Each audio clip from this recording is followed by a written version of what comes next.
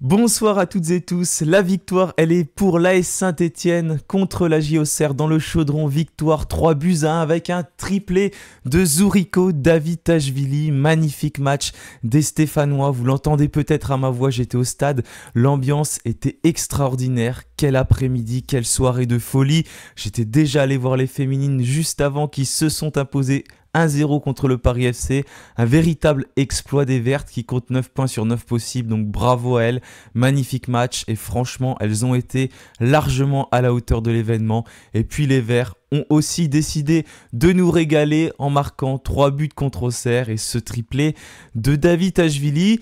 Et il y a une bonne nouvelle, c'est que les Verts arrivent à marquer 3 buts contre Auxerre, 2 buts la semaine dernière contre Nantes, 5 buts en 2 matchs.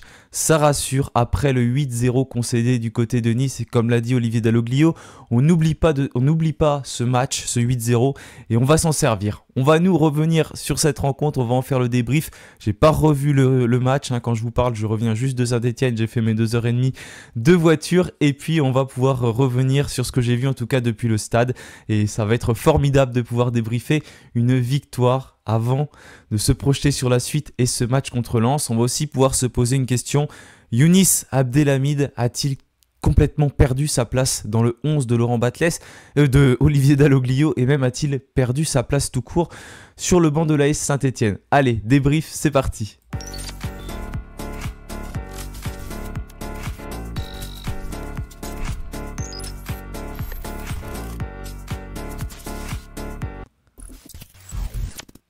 Et oui, cette victoire, on l'espérait tous contre la JO Auxerre, victoire obligatoire à Geoffroy Guichard, c'est ce qu'on disait tous avant la rencontre. Les Verts ont parfaitement rempli leur contrat en s'imposant contre une équipe qui va jouer le maintien normalement cette saison, tout comme Saint-Etienne. Et la bonne nouvelle, c'est qu'on passe devant nos adversaires du jour qui comptent 6 points. On en compte 7, ça fait du bien de prendre des points parce que mine de rien, on n'en avait pas pris beaucoup depuis le début de la saison, il fallait se rassurer. Et là, c'est un peu chose faite avant de pouvoir respirer pendant 2 semaines et puis aborder ce match contre Lens qui sera une nouvelle fois à Geoffroy Guichard et le stade qui sera sans doute à guichet fermé. On n'en était pas loin du guichet fermé ce soir contre Auxerre, mais l'ambiance vraiment, elle était magnifique et je pense que ça a été un des atouts principaux qui a joué un rôle essentiel aussi pour pousser les joueurs parce que vraiment, j'étais à côté du COP Sud, c'était fou et j'entendais aussi le COP Nord qui était fou de l'autre côté. Vraiment, c'est un atout, un véritable atout et ça peut permettre de faire la différence dans ce genre de match-là.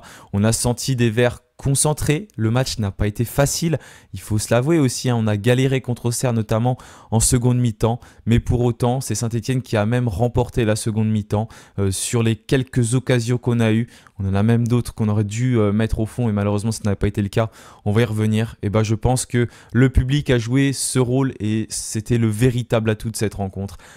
Ça aurait été à la Baie des Champs, ça aurait peut-être été différent parce que là c'était à Geoffroy Guichard et franchement ça quand on a une ambiance comme ça je comprends pas comment ça pourrait inhiber les joueurs, ça peut que les galvaniser et ça a été véritablement le cas ce soir du côté du stade Geoffroy Guichard.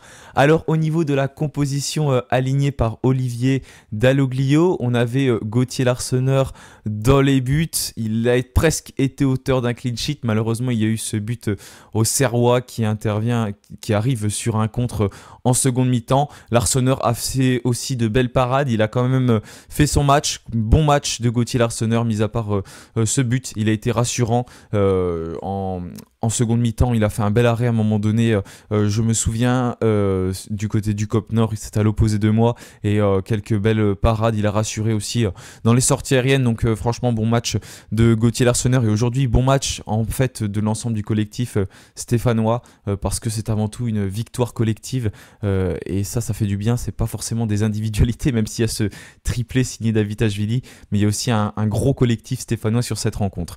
En arrière gauche c'est Léo Petro. Léo Petro c'est pas le joueur qui est le plus technique, qui est le plus à l'aise forcément balle au pied, mais c'est un joueur qui se bat, qui mouille le maillot et franchement ça s'est ressenti ce soir. Quel match signé Léo Petro qui a été tout simplement un des Stéphanois les plus en vue, je crois, un des qui a touché le plus de ballons, mais parce que c'est un Stéphanois qui s'est beaucoup battu, qui est allé au courage.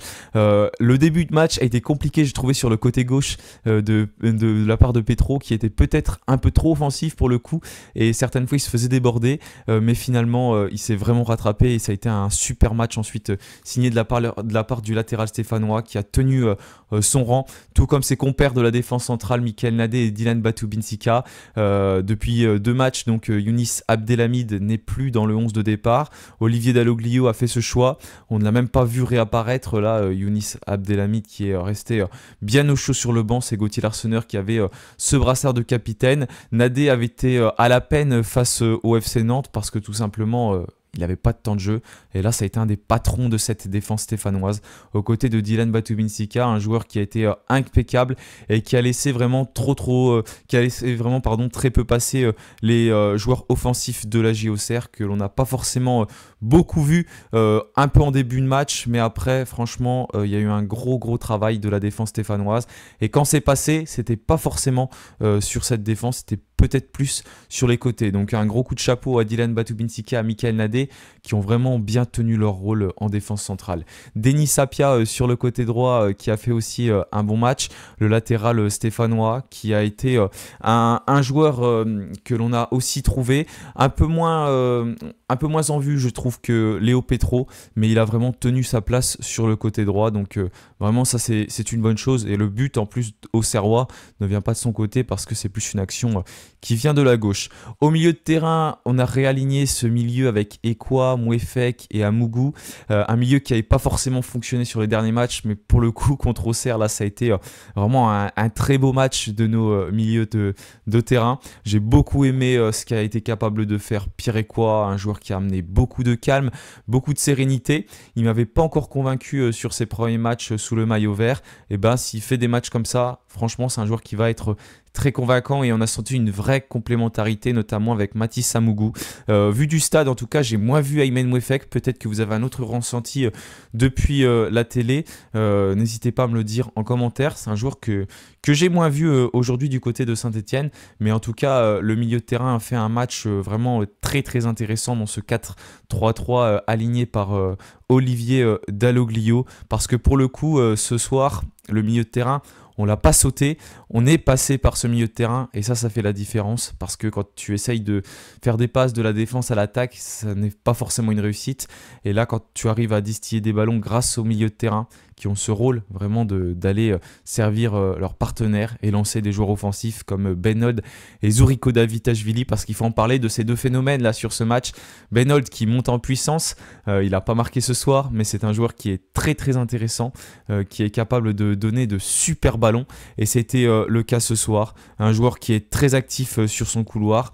Là, il était donc sur le côté droit. C'est là que Olivier Dalloglio a décidé de l'aligner, et franchement, il a bien fait de l'aligner sur ce côté droit, parce que c'est un joueur qui monte en puissance et qui a un peu pris la place tout de même de Mathieu Cafaro. Ça, c'est quelque chose qu'il faut signaler aussi, parce que Mathieu Cafaro, sur les 2 derniers matchs, il est rentré en seconde mi-temps, et là Benold qui a vraiment pris cette place dans le 11 titulaire de Laurent Batles, celui qui n'était pas titulaire contre le GC Nice, tout simplement parce que il revenait de sélection nationale, et normalement il va repartir d'ailleurs avec son pays. J'ai pas écouté son interview, mais il a dit qu'il avait jamais vu une ambiance aussi incroyable que c'était le cas ce soir à Geoffroy Guichard. Davitashvili sur le côté gauche, l'homme du triplé.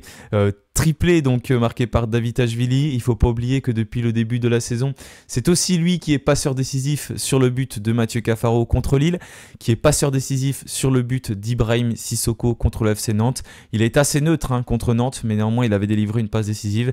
Depuis le début de la saison, c'est 3 buts et 2 passes décisives, donc c'est un joueur qui commence à avoir de belles stats, qui est impliqué sur la totalité des buts stéphanois qui sont dans le jeu, puisque l'autre but, le 6e, qui a été marqué par Sissoko, c'était pas dans le jeu, puisque c'était un penalty gagné pour le coup par Michael Nadé sur un corner contre Nantes. Mais là, vraiment, Davitashvili qui a emmené beaucoup de choses sur son côté, très propre techniquement. Au-delà de ses buts, voilà, c'est un joueur qui est capable de conserver le ballon, qui est capable de de centrer et d'apporter du danger dans la surface adverse, qui a une belle vision du jeu et qui est titulaire sur le côté gauche. Et sur le côté gauche, il est meilleur que sur le côté droit. Voilà, j'en suis convaincu maintenant. C'est ce que je pensais déjà. Et là, franchement, quand tu vois ce match de Zuriko Davitashvili, quand il arrive à se mettre sur son bon pied en débordant du côté gauche, franchement, c'est un joueur qui est magnifique et qui arrive à faire de très belles actions. En plus, il a tapé le poteau. En première mi-temps, il aurait dû mettre une action qu'il n'a pas mis aussi. Il a été un petit peu trop solitaire. Mais sinon, vraiment très gros match de Davitashvili. C'est un joueur qui mérite 9, je pense, sur ce match. Avec son triplé, franchement, je vois pas comment lui mettre moins. Donc vraiment, un gros match de la part du collectif de l'AS Saint-Etienne. Et puis Ibrahim Sissoko, dommage qu'il ne met pas son but. Il a un face-à-face à un moment contre Donovan Léon, ça passe à côté. Il aurait mérité de le mettre. Mais sinon, vraiment dos au jeu, dans la conservation du ballon, dans son travail dos au but, c'est quelqu'un qui est très intéressant avec son gabarit, son physique. Il est capable de faire de super choses et c'était le cas ce soir. Dommage qu'il n'y a pas eu ce petit but pour conclure, mais vraiment un beau match de la part d'Ibrahim Sissoko. Donc en fait, contre Lens, je pense que la composition elle est toute trouvée. Elle est affichée sur l'écran, ce sera exactement la même, alignée par Olivier Dalloglio. Et d'ailleurs, quand Masson va revenir, pour l'instant, on se demande s'il va retrouver sa place. Mais il reste quelques semaines, quelques mois. Les choses ont le temps de changer. On a l'habitude, ça peut aller très vite. Donc peut-être qu'il y aura des mauvais matchs stéphanois d'ici là, ce que je ne souhaite pas, bien évidemment. Mais en tout cas, le collectif semble prendre. Donc ça, c'est une très bonne nouvelle pour Saint-Etienne. Alors, on a attaqué côté COP Nord. J'étais vraiment à côté du COP Sud dans la tribune Henri Point, siège rang 0 tout en bas. De la tribune, et du coup les actions stéphanoises je les voyais pas très bien en première mi-temps. J'ai quand même vu les Auxerrois qui sont arrivés au début de la première mi-temps, parce que comme je vous l'ai dit, je trouvais que ça passait assez facilement sur le côté gauche. Après voilà, on a pas mal resserré tout ça. Davitashvili qui est venu aider Petro à défendre, et Petro qui restait vraiment dans son rôle plus bas. C'est moins bien passé pour les Auxerrois qui ont un peu plus de mal à se créer des occasions, et petit à petit on a commencé un peu à prendre le jeu à notre compte. Il y a cette action de Davitashvili sur un super débordement stéphanois et un super débordement de Davitashvili, et après voilà, il est un petit peu trop solitaire, il se fait reprendre par un défenseur auxerrois, et finalement l'entame de match elle est plutôt stéphanoise ensuite, parce que c'est un peu ce qui nous faisait défaut sur les derniers matchs, notamment contre Nantes et puis contre Nice où on prenait des buts dans les 10 premières minutes. Là au bout de 15, c'est Saint-Etienne qui fait une superbe action. Franchement, la technique de Petro plus celle d'Amougou, et ensuite on a Léo Petro qui va faire la passe décisive à Zuriko Davitashvili, qui va conclure et mettre un superbe but en rentrant dans la surface de réparation. Je ne l'ai pas revu là quand je tourne la vidéo, mais il est magnifique ce but de Zuriko Davitashvili, et ça permet à Saint-Etienne de faire la course en tête. Et là, ça fait du bien, franchement, de se dire, bon, c'est bon, on fait la course en tête, c'est nous qui menons au score, on n'est plus mené. Ça faisait quand même 2 fois qu'on était mené contre Nantes et puis contre Nice. Là, c'est nous qui menons au score. Donc les choses sont différentes, il y a un peu plus de doute dans les têtes auxerroises, et on arrive à conclure une action. Donc ça, c'est une très belle chose. Et puis Saint-Etienne qui pousse, qui est prêt de regretter, n'empêche, en première mi-temps, parce qu'on a eu des occasions. On a une tête de Batou Binsika. Sur les corners, les coups de pied arrêtés, d'ailleurs, dans l'ensemble, on arrive quand même à être dangereux. Que ce soit Benol ou Zuriko Davitashvili, ils sont plutôt bien frappés, et ça met en danger cette défense auxerroise. Et puis à un moment donné, c'est pareil, on a une action assez énorme avec, je crois, on a Hold, je me demande s'il n'y a pas Davitashvili, un peu Sissoko, un peu tout le monde qui frappe. Et puis c'est un sauvetage assez miraculeux dans la cage auxerroise. Encore une fois, j'ai pas revu le résumé, donc j'ai pas vu cette action, faut que je revoie ça. Mais voilà, il y a plusieurs petites situations, occasions comme ça qu'on devrait conclure et mettre un deuxième but à ce moment-là. On n'arrive pas à le faire, on rentre au vestiaire sur ce score de 1-0, on mène au score, donc ça c'est déjà une très bonne nouvelle pour Saint-Etienne. Quand on retourne sur le terrain, donc les joueurs attaquent côté COP Sud et Auxerre côté COP Nord. Là pour le coup, je vois pas d'action côté COP Sud parce que c'est plutôt les Auxerrois qui ont la maîtrise du ballon. Ça commence à chauffer. Finalement, ils ne marquent pas. À un moment donné, ils vont marquer, mais le but, il est hors jeu, donc tant mieux pour nous. Et puis, on va voir ce deuxième but stéphanois. Cette fois-ci, il est signé aussi Davitashvili, c'est pas cette fois-ci parce qu'ils sont tous de Davitashvili. Et puis il est aussi assez magnifique, il part du côté gauche, il se met sur son pied droit et bim, il trompe Donovan Léon. Je crois que le tir il est plein axe, il est un peu masqué par des Auxerrois, le gardien d'Auxerre. et il n'arrive pas à reprendre ce ballon et Davitashvili qui marque le deuxième but, le Skop Sud qui tombe. On est tous en train de célébrer dans la tribune Henri Point. Je cours vers la barrière parce que j'étais vraiment tout en bas, c'est assez fou. Ça fait 2-0 pour Saint-Etienne, mais Auxerre qui n'a pas dit son dernier mot parce que il y a leur coach Pellissier qui fait 3 changements. On a Gaëtan Perrin, Joly, Hibert qui vont rentrer. 3 changements donc faits. Et puis ça va commencer quand même à payer parce qu'Auxerre a des situations. Malgré le fait qu'on a aussi des situations du côté de Saint-Etienne. Parce que on a Sissoko qui va frapper à côté. On a Davitashvili qui va taper le poteau, qui est proche de marquer le triplé. Et Auxerre qui va finalement revenir au score à la 74e minute. Plutôt réduire le score. Baer qui est rentré 13 minutes avant, qui va marquer un but. C'est juste après le poteau de Davitashvili. C'est un peu le contre auxerrois. C'est pas vraiment le contre, mais ça arrive dans les secondes qui suivent. Et puis il y a un peu une erreur de marquage de la défense stéphanois. Je crois que c'est Mouefek et Batubinsika Onade qui se retrouvent au centre. Et puis voilà, il conclut les Auxerrois. Les Auxerrois, ils marquent ce but du 2-1 qui les relance et qui nous fait un peu douter à ce moment-là. On s'y attendait, on recule, c'est assez logique, mais par contre Dalloglio a une belle réaction, c'est qu'il fait rentrer 3 joueurs.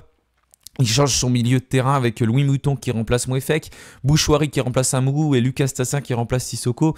Et ça va changer pas mal de choses parce que les 3 joueurs stéphanois, ils font une super entrée. Le milieu de terrain qui commençait à s'épuiser et finalement la rentrée de Bouchouari, elle est très intéressante. Et la rentrée de Louis Mouton, elle est également super intéressante. Et Lucas Tassin qui fait aussi une belle entrée. Il va être passeur décisif quelques minutes plus tard. Donc les changements, ils sont à la 78e minute. Et il faut attendre la 86e minute pour que Davitashvili libère le chaudron. C'est Lucas Tassin qui prend le ballon, qui déborde sur le côté droit et qui fait une offrande à Davitashvili qui trompe ensuite Donovan Léon. Un petit piqué par-dessus le gardien auxerrois qui permet tout simplement à l'AS Saint-Etienne de mener 3-1. Là, c'est vraiment très intéressant. On va se créer encore 2-3 situations après. Il y a un changement qui est opéré avec Tardieu qui remplace Léo Petro à la 88e minute de jeu et Saint-Etienne qui tient 3-1 à la fin, un score qui est important parce que si on regarde le classement actuellement, les Verts qui se donnent un peu d'air et qui montent même à la 12e position provisoirement.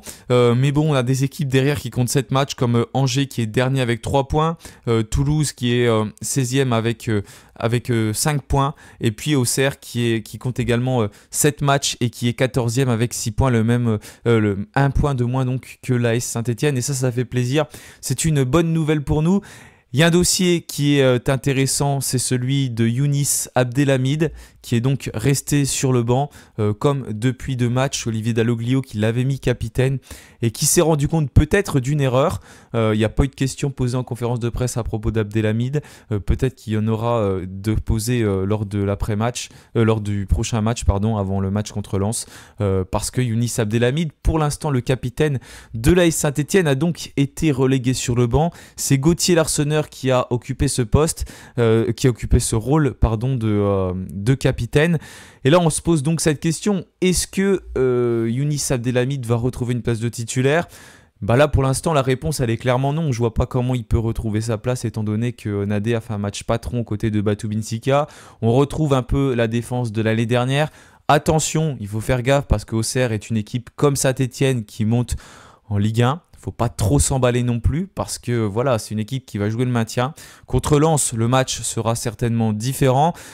Mais voilà, il faut pas s'emballer parce qu'on a battu Auxerre. Mais au niveau de la défense centrale, Nadé a montré qu'il était pour l'instant bien meilleur que Younis Abdelhamid. Donc je vois pas comment il pourrait faire le choix de remettre Abdelhamid en tant que capitaine. Je sais pas quel est votre avis là-dessus, mais pour l'instant, je pense que Nadé a pris confiance, il monte en puissance, et puis on a aussi ce collectif stéphanois qui commence à bien se connaître, avec des joueurs qui sont arrivés durant le mercato qui vont peut-être monter en puissance. C'est le cas d'Ekoa, c'est le cas de Benold, qui montre pour l'instant qu'ils ont toute leur place dans le collectif stéphanois. C'était pas le cas lors des matchs précédents, une nouvelle fois. Je change pas mon fusil d'épaule, je suis pas en train de changer totalement d'avis et puis de se dire que c'est bon, c'est les meilleurs joueurs du monde. Non. Bien évidemment, ce n'est pas le cas. Il va falloir encore et encore confirmer pour tous ces joueurs-là. Lucas Tassin, qui est passeur décisif, Donc ça, c'est une bonne nouvelle. Il y a Augustin Bokier qu'on n'a pas vu également rentrer en jeu et pour l'instant qui peine à avoir sa place. Il y a deux recrues qui sont un peu à la peine, c'est Bokier et Younis Abdelhamid. Il y a Miladinovic, mais pour l'instant, on ne l'a pas vu porter le maillot de l'AS Saint-Etienne, donc c'est impossible de le juger ce joueur.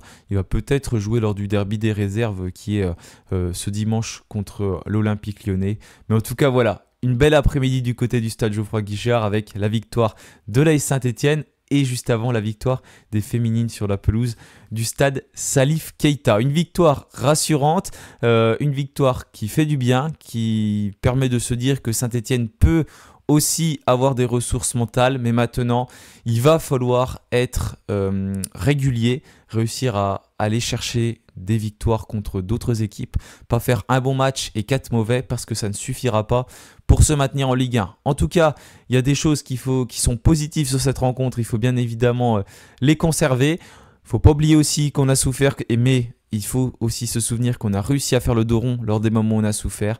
Voilà, comme l'a dit Dalloglio, tout n'a pas été parfait, mais en tout cas, il y a de vrais axes d'amélioration. On a vu des Stéphanois meilleurs dans les duels, meilleurs dans la combativité. Donc ça, c'est quand même une très très bonne nouvelle pour les Saint-Etienne. Merci à tous d'avoir suivi cette vidéo. N'oubliez pas de vous abonner, de la liker et puis passez une bonne soirée, un bon dimanche et bien sûr, allez les Verts. Salut à tous.